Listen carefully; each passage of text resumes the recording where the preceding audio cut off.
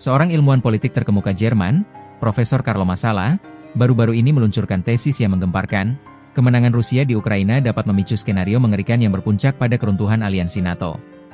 Dalam bukunya, If Russia Wins, A Scenario, Massala tidak berbicara tentang gencatan senjata, melainkan kapitulasi total Ukraina. Dan, inilah yang ia prediksi akan terjadi selanjutnya, dengan taruhan utamanya adalah pasal 5 NATO. Definisi kemenangan dan kapitulasi Ukraina. 1. Syarat kapitulasi menurut Kremlin. Menurut Massala, kemenangan Rusia didefinisikan secara maksimalis.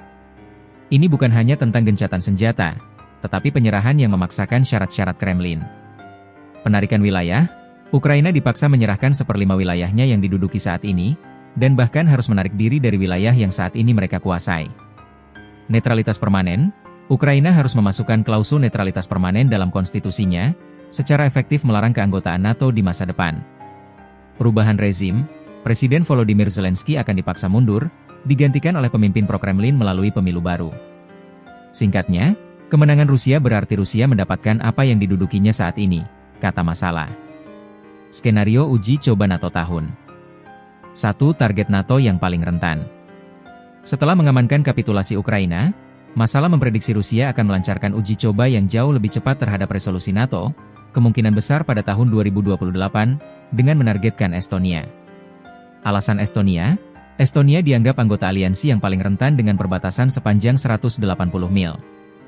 Rencana invasi ini mencakup pendudukan kota Estonia yang didominasi penutur bahasa Rusia, Narva, dan Pulau Hiiumaa. 2. Dalih dan taruhan Rusia.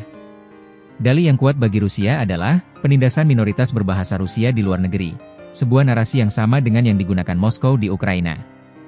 Taruhan utama. Seluruh skenario ini bertumpu pada satu pertaruhan utama Moskow, keraguan NATO untuk mengaktifkan pasal 5, komitmen pertahanan kolektif, dan menanggung risiko konfrontasi nuklir, atau yang sering disebut Perang Dunia III, PD3, atas apa yang akan mereka sajikan sebagai tindakan kecil di perbatasan. Keruntuhan NATO, jika pasal 5 gagal. 1. Kegagalan pasal 5 kematian NATO. Massala memperingatkan bahwa konsekuensi kegagalan NATO untuk bertindak berdasarkan pasal 5 sangat jelas. Jika pasal 5 tidak diaktifkan dalam skenario seperti itu, maka NATO akan berakhir, NATO akan runtuh, sehingga mencapai tujuan Rusia, tegas Massala. 2. Faktor-faktor politik global yang memperburuk. Situasi ini diperburuk oleh beberapa faktor politik, terutama dari Amerika Serikat. Pesan Trump, figur seperti Presiden AS Donald Trump telah mengisyaratkan AS mungkin tidak akan membantu Eropa.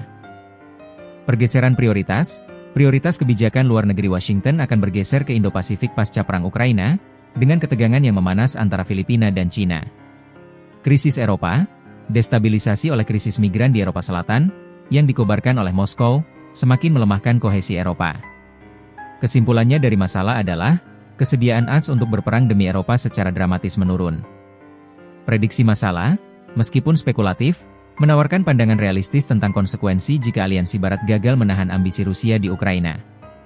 Kunci untuk menghindari skenario Estonia 2028 adalah memperkuat pasal 5 NATO di mata Kremlin dan memastikan kesiapan militer Eropa tidak hanya di atas kertas, tetapi dalam kapasitas produksi yang nyata.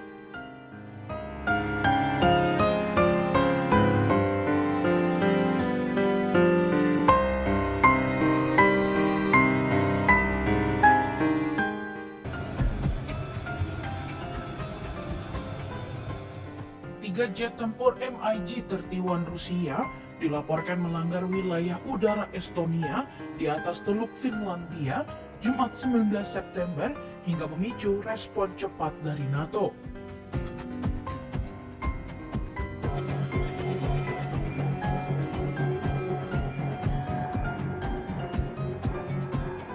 Angkatan Pertahanan Estonia menyebut jet tempur itu memasuki area sekitar Pulau Finnlu tanpa izin selama 12 menit, dengan transponder dimatikan dan tanpa komunikasi dengan pengendali lalu lintas udara.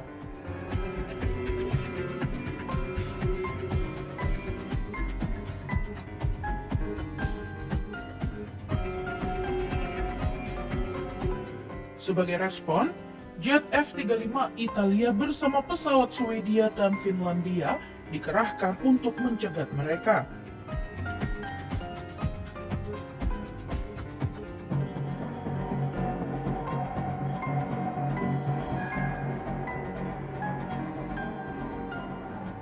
Insiden ini memicu Estonia meminta konsultasi pasal 4 NATO hanya 2 pekan setelah Polandia melakukan langkah serupa akibat puluhan drone Rusia memasuki wilayahnya.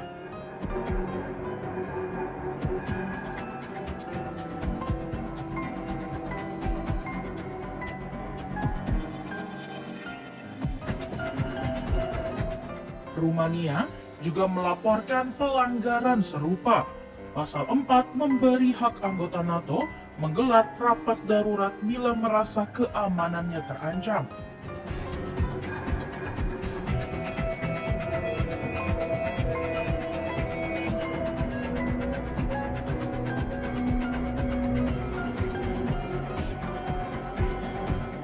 Perdana Menteri Estonia, Kristen Michal, menilai pelanggaran Rusia itu tidak dapat diterima.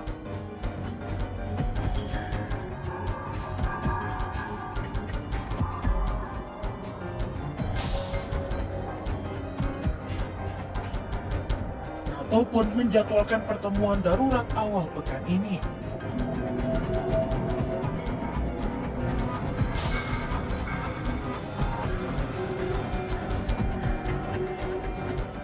Juru bicara NATO, Alison Hart, menyebut peristiwa Estonia sebagai contoh lain dari perilaku sembrono Moskow sekaligus bukti kesiapan aliansi untuk merespon secara cepat.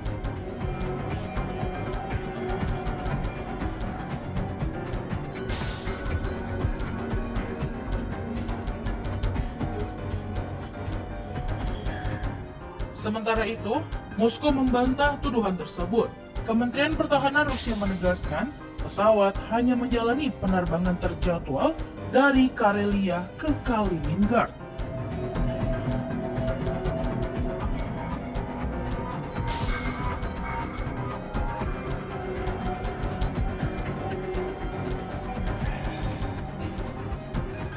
Dan tetap berada di perairan netral Laut Baltik lebih dari 3 km dari Pulau Finnlu.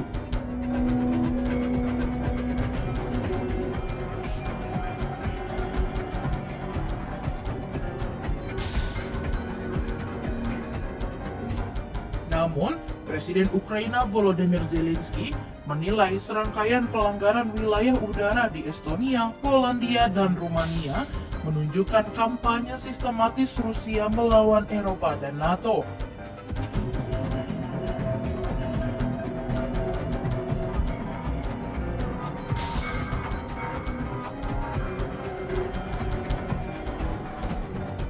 Di sisi lain, Ketua Komisi Eropa Ursula von der Leyen mengajukan paket sanksi ke-19 terhadap Moskow menyusul insiden ini.